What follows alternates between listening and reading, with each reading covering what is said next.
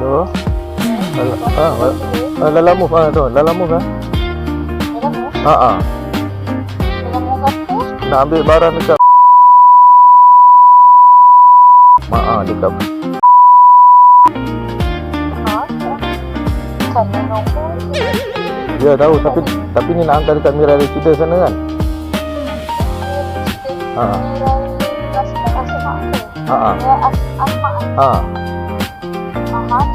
Daripada nak hantar barang, nak ambil daripada Section 4 ke Mira Residence. Section 4? Oh, tapi boleh. Oh bukan sini lah. Oh jap, tak apa, saya call yang buat order. Bukan awak buat order Okey.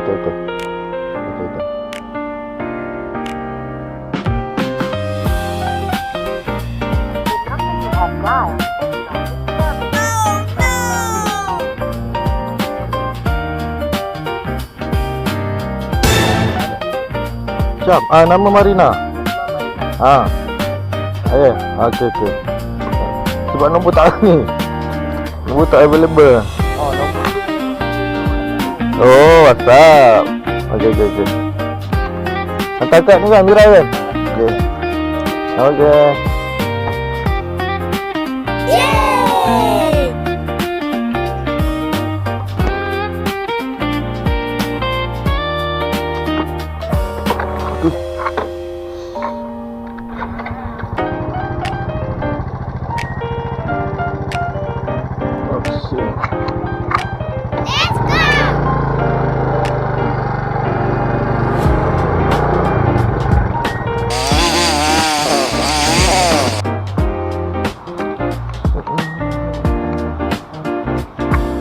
Loksi. Tapi mau hantar ini nak dia suruh letak rak. Rak. Okey. Mana? Eleng sini. Masuk kanan. 65. Okey. Bukan sini. Sini kan pangkal ni kan?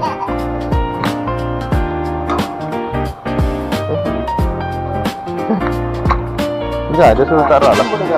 Mana? Sini lah, dia punya nombor lah, 65 lah. Okey. Sini je. Ni.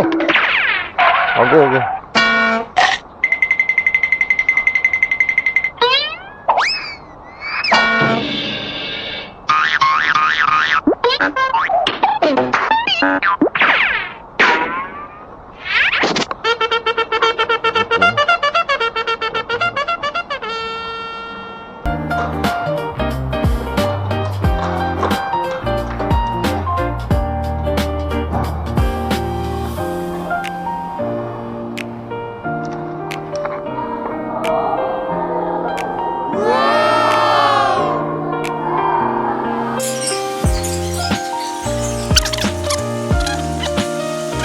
Sekolah.